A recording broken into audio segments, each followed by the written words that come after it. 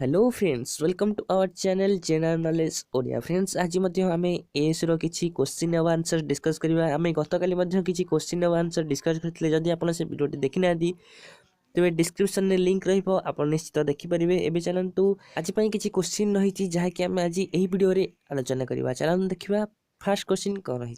Make in India programme was launched by the prime minister Modi on which day.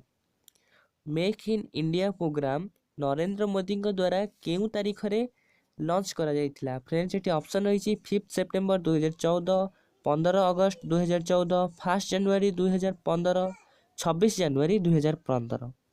Friends, ये right answer हम 25 September 2014।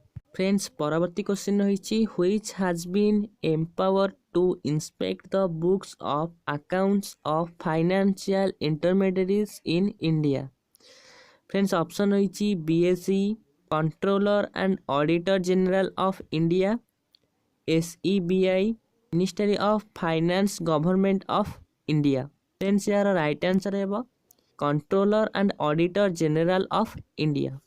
Friends, हमारा परवर्ती question रही which of the following acts was passed in 1999 by the parliament of India to consolidate and amend the law relating to foreign exchange.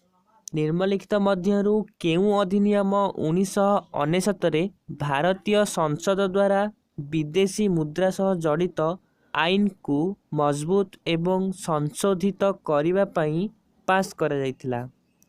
Friends, ये right answer है foreign exchange management act. Friends, हमारा परवर्ती question रही the first union budget of independent India was presented by. Friends, option रही R K. Shanmukham चिट्टी, Morarji Desai, Jawaharlal Nehru, TT Krishnamachari. स्वतंत्र भारतर प्रथम संघ बजेट क्या द्वारा प्रेजेंट करा जाइथिला। फ्रेंड्स, ये राइट आंसर है आर.के. षणमुखम चिट्टी। फ्रेंड्स, हमारा परवर्ती क्वेश्चन रही who is known as India's Waterman. India's Waterman हिसाब रे किए चिन्हा। फ्रेंड्स, ऑप्शन रही मेधा पाटकर, बाबू आमटे, रमेश शर्मा, राजेंद्र सिंह। फ्रेंड्स, ये राइट आंसर है राजेंद्र सिंह। राजेंद्र सिंह जे कि राजस्थान अटंती एवं से स्टॉकहोम वाटर प्राइज जीति थिले। फ्रेंड्स, हमारा परवर्ती क्वेश्चन रही who is the recipient of Geeta Chopra award 2015। Friends, ये ऑप्शन रही प्रिया चौधरी, गुंजम शर्मा, रेशमा फाटमा, मोनिका चौधरी।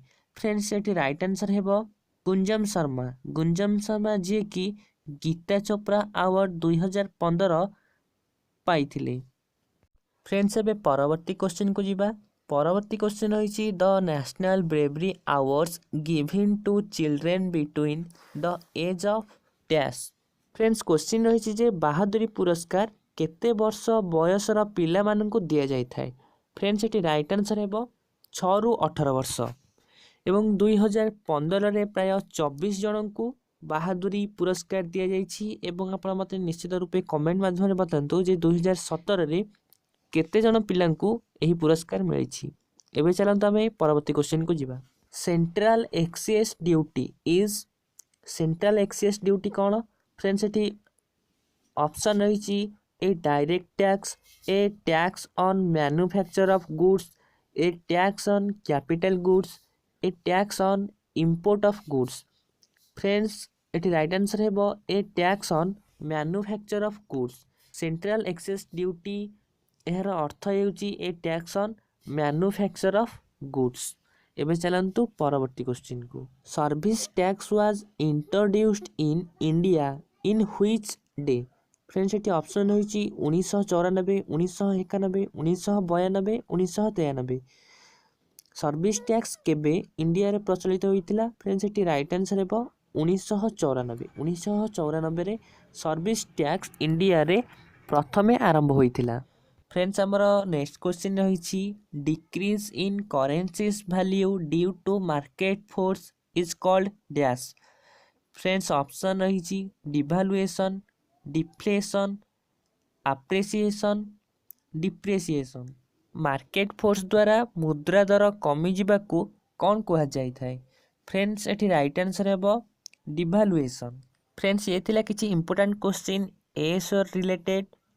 जदि आपको यह वीडियोटी पसंद लगी थाए तेबे निश्चित रूपे लाइक करेंगे एवं फ्रेंड्स मान सह शेयर करेंगे एवं यार पीडीएफ मध्य आपको डिस्क्रिप्शन में मिल जिवो जहाको मध्य आपण डाउनलोड कर परिबे। देखा हबा परवर्ती वीडियो रे। विदाय नेउछि। नमस्कार।